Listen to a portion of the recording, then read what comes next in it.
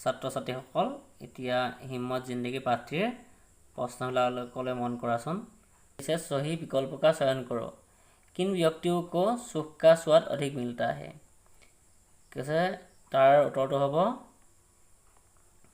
जो सुख का मूल्य पहले चुकाता है और उनका मजा बाद में रहता है। एटू होइसे तार प्रश्न उत्तर। তাৰপিছত আহিলে पानी में जो अमित तत्व है उसे कौन जानता है? कैसे तार उत्तर हब जो रेगिस्तान से आया है। गधुली वाली दुनिया के लोग से अभिप्राय है। अभिप्राय तो की आसले अर्थ मूल तार अर्थ तो की हब जीवन को दाव पर लगाने वाले लोग। एटुर केतियाओ हब नोवारे।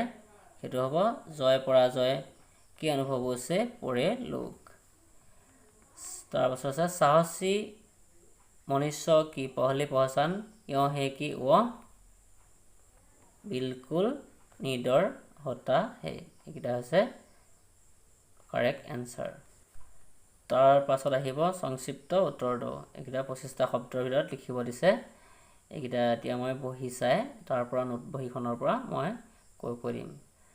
আৰু ইয়াতে দাগ মৰা এখন কিতাপ মানে পুৰণা কিতাপ বেলেগে দাগ মাৰি থৈছিলে, সেইটো কাৰণে তোমালোকে এই দাগবিলাক চাব নালাগে। মই যিকেইটা কৈছোঁ সেইকেইটা শুনি লিখি গ'লেই হ'ল।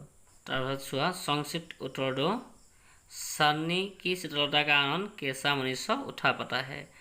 हेतु उत्तरটো হ'ব चांदनी की ताजगी और शीतलता का आनंद वह मनुष्य लेता है जो दिन भर धूप में थक कर लौटा है और जिसके शरीर को अब टहराई की जरूरत महसूस होती है और जिसका मन यह जानकर संतुष्ट है कि दिन भर का समय उसने किसी अच्छे काम में लगाया है। एटू तार उत्तरটো।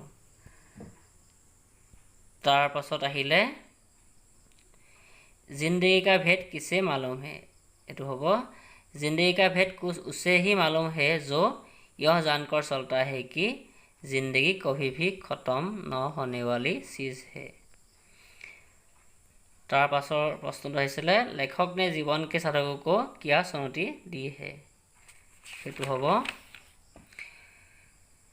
लेखक ने जीवन के साधकों को यह चुनौती दी है कि दुनिया में जितने भी मौजे बिखरे गए हैं उनमें तुम्हारे भी हिस्सा है। वह चीज़ भी तुम्हारे हो सकती है जिससे तुम अपने पहुँच के परे मानकर लुटे जा रहे हो।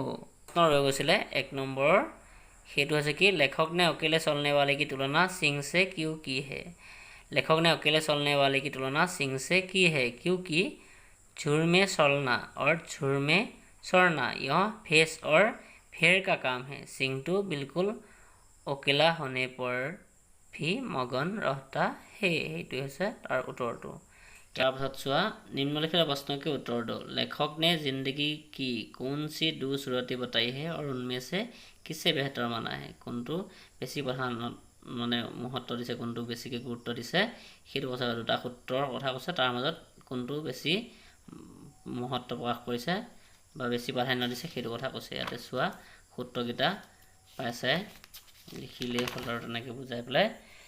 लेखक ने जिंदगी के 2 सूरतें बताई है उनमें बताई है बोली लिखिब লাগিব। তাৰপিছত লিখিব লাগিব वो है एक तो यह है कि आदमी बड़े से बड़े मकसद के लिए कोशिश करे, जगमगाती हुई जिद पर पंजा डालने के लिए हाथ बढ़ाए और अगर असफलता कदम कदम पर जोश की रोशनी के साथ अधियाली का जाल बुन रहे हो तब भी वह पीछे को पाँव न हटाए। दूसरी सूरत यह है कि उन गरीब आत्माओं का हमजोली बन जाए जो न तो बहुत अधिक सुख पाती है और न जिन्हें बहुत अधिक दुख पाने का सहयोग है, क्योंकि वे आत्माएं ऐसे गठली में बसते हैं जहाँ न तो जीत हंसते हैं और न कभी हार के रोने की आवाज़ सुनाई पड़ती है। इस गठली वाले दुनिया के लोग बंधे हुए घाट का पानी नहीं पीते। এইবিলাক লিখিব নালাগে। आवाज़ सुनाई पड़ती है এইখিনিলৈকে লিখিলে হ'ল। আৰু তাৰপিছত লিখিব লাগিব इनमें से पहले सूरत को बेहतर माना है। সেনেকৈ লিখিলে প্ৰশ্ন উত্তৰটো কমপ্লিট হ'ব। বুজি পাইছে চাগৈ? আৰু মানে কি ইয়াতে প্ৰায় প্ৰশ্নবিলাক বেছিকৈ মানে যিকেইটা গুৰুত্বপূৰ্ণ সেইকেইটাহে মই দিম ইয়াতে। ইয়াৰ পাছত তোমালোকে চাব লাগিব ব্যাখ্যাকেইটা। এই বাকী এই দুটা প্ৰশ্ন ইমান কমন নহয়, মানে এইকেইটা নাচালেও কথা নাই। তাৰপাছত মই ব্যাখ্যা কৰাকেইটা নোট বহীখনৰ পৰা দিম। চোৱা এতিয়া, साहसी मनुष्य सपने उधार नहीं लेता, वह अपने विचारों में रमा हुआ अपने ही किताब पढ़ता है। এইটো হৈছে প্ৰশ্নটো। উত্তৰটো চোৱা। উত্তৰ প্ৰসংগ।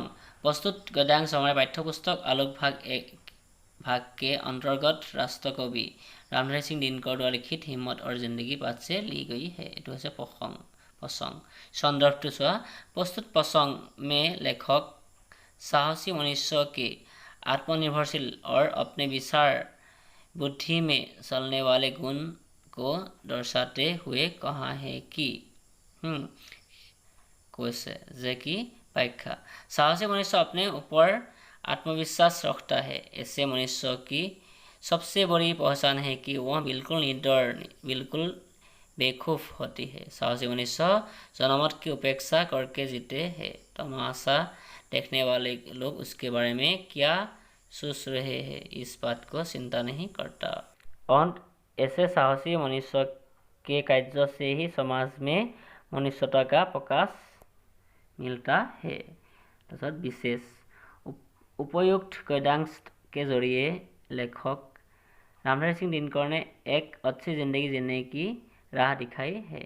साथ ही जीवन में आने वाले हर चुनौती को हिम्मत के साथ अपने विचार बुद्धि से निर्णय ग्रहण लेने के लिए प्रेरणा दी है। এইটোৱে प्रथम व्याख्या।